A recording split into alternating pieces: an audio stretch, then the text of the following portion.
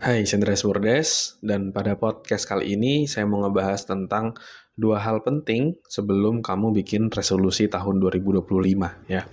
Mungkin kamu udah merasa ini di akhir tahun dan biasanya orang itu udah mulai bikin resolusi. Apa yang mau dia capai di tahun depan. Dari sisi kesehatan misalnya, karir, keuangan, dan lain-lainnya gitu.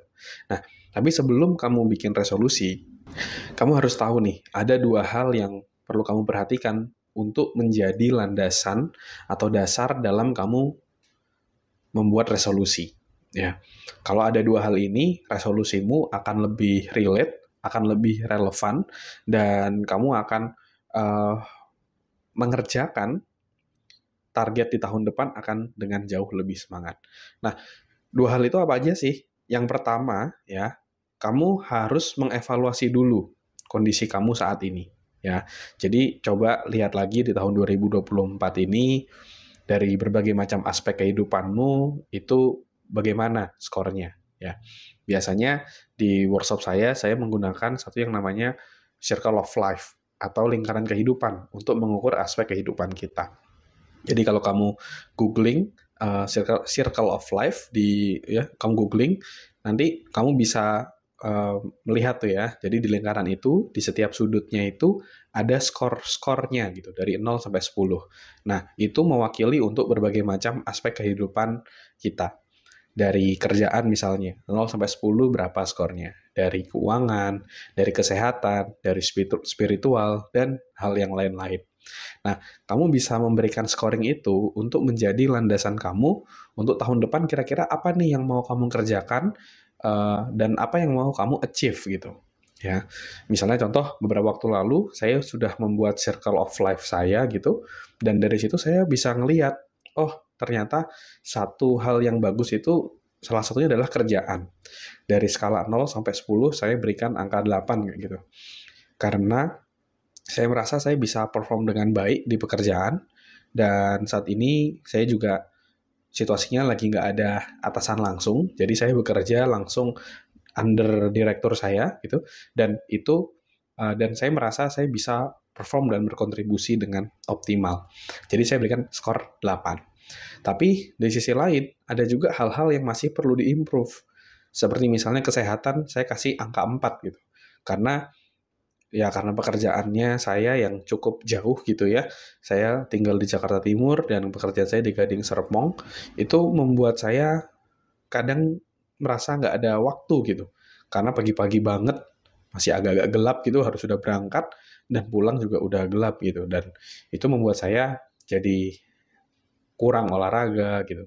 Dan juga ya kadang-kadang juga makanannya juga kurang sehat gitu ya. Banyak yang misalnya tepung-tepung atau processed food. Dan itu yang harus dikurangi seperti itu. Bayangin aja, udah jarang gerak, makanannya juga nggak sehat, itu kan bisa combo ya gitu.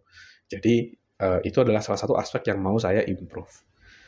Terus yang kedua, yang mau saya improve juga salah satunya spiritual, yang mungkin saya udah sharingkan di podcast sebelumnya gitu. Jadi saya mau dari aspek spiritual juga saya harus mau terus improve gitu, karena selama ini udah kayaknya agak-agak bolong nih untuk rutin berdoa, untuk rajin ibadah kayak gitu, udah agak-agak bolong dan saya aware akan hal itu, dan saya juga gak mungkin menjalani kehidupan saya itu dengan kekuatan saya sendiri. Saya perlu melibatkan Tuhan dalam kehidupan saya. Jadi saya harus lebih rutin berdoa untuk lebih dekat lah sama Tuhan, dan Tuhan bisa membimbing atau guide gitu ya kehidupan saya untuk mencapai berbagai macam tujuan-tujuan yang saya inginkan ya. Oke, itu yang pertama. Nah, yang kedua, kita juga bisa mengevaluasi dari apa sih visi kita, apa sih goal-goal besar kita dalam hidup kayak gitu. Nah, jadi kalau tadi kita melihat dari apa yang sudah berlalu atau yang situasi saat ini seperti apa, nah selanjutnya kita juga harus melihat kita tuh kehidupan ideal kita itu seperti apa sih, apa yang mau kita capai kayak gitu, secara visi besarnya. Seperti contoh misalnya, saya kenapa kok kerja itu semangat banget kayak gitu. Karena ketika saya kerja, saya nggak cuma melihat, oh ini saya harus kerja dapat uang. Enggak. Tapi saya melihat ini adalah batu lompatan saya untuk mencapai tujuan saya, untuk visi saya itu menjadi HR Director sebelum usia 40 tahun. Ya. Dan di usia 35 tahun, saya udah bisa jadi General Manager di bidang HR. Itu adalah target saya. Dan dengan ada visi besar seperti itu membuat saya bisa terus semangat ya, terus fight untuk bisa produktif, untuk bisa terus belajar, terus bertumbuh dan memantaskan diri untuk terus jadi jauh lebih baik ya. Dan jadi visi itu sangat-sangat penting untuk membuat kita terus semangat, karena bekerja tanpa visi ya akhirnya kita cuma kerja biasa-biasa aja, mungkin cenderung malas gitu ya, nggak terlalu semangat. Begitupun sebaliknya, kita punya visi besar, tapi kalau kita nggak kerja, ya sama aja, kita nggak bisa mewujudkan visi kita. Ya. Nah, visi ini kamu bisa buat untuk berbagai macam aspek kehidupanmu. Dari aspek karir misalnya, tadi kan yang contoh dari saya itu aspek karir ya, tapi dari kesehatan pun juga harus kamu bikin nih, visinya seperti apa. Apakah kamu pingin, aku pingin six pack, aku pingin body fat under 20% misalnya. Berat badan ideal saya, target saya itu ini, kayak gitu. Jadi punya visi besaran. Begitupun juga misalnya di spiritual, di relationship, kamu harus punya visi untuk setiap aspek kehidupanmu. Sehingga kamu bisa tetap terus semangat dan terpacu untuk menjadi yang terbaik di kehidupan ya.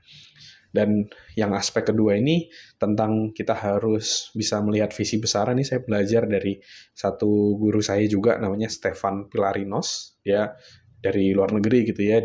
Saya ikutin blognya dari tahun 2012-an gitu ya sampai 2017, habis itu sempat nggak ngikutin lagi, terus saya belajar lagi dan saya ngerasa jadi pernah nggak sih kamu ngerasa kayak satu buku kamu baca di momen tertentu dengan buku kamu baca di momen lainnya itu beda gitu insight-nya.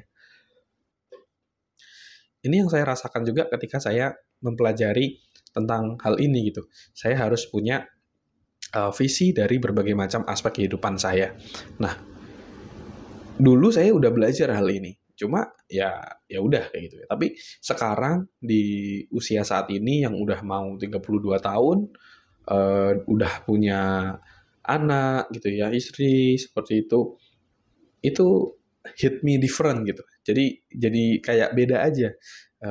Jadi mungkin kita juga perlu gitu ya membaca buku lama atau mendengarkan episode sebelumnya juga dari podcast pengembangan diri, karena bisa jadi ketika kamu mendengarkan di momen yang berbeda, di situasi yang berbeda, itu akan memberikan insight yang berbeda ya. Dan itu saya pelajari dari Stefan Pilarinos, dan dia juga belajar dari satu guru saya juga namanya Tony Robbins ya. Mungkin pendengar podcast pengembangan diri udah cukup sering mendengar saya menyebut nama beliau kayak gitu. Beliau yang mengajarkan juga di programnya Time of Your Life gitu, bahwa kita harus punya visi nih dalam kehidupan kita. Nah, dari visi tadi itu kita breakdown menjadi lebih konkret, menjadi tujuan besar kita ya, misalnya tujuan 10 tahun. Nah, kita breakdown lagi tujuan 5 tahun, terus tujuan 3 tahun, dan tujuan setahun ini misalnya apa yang mau kamu capai.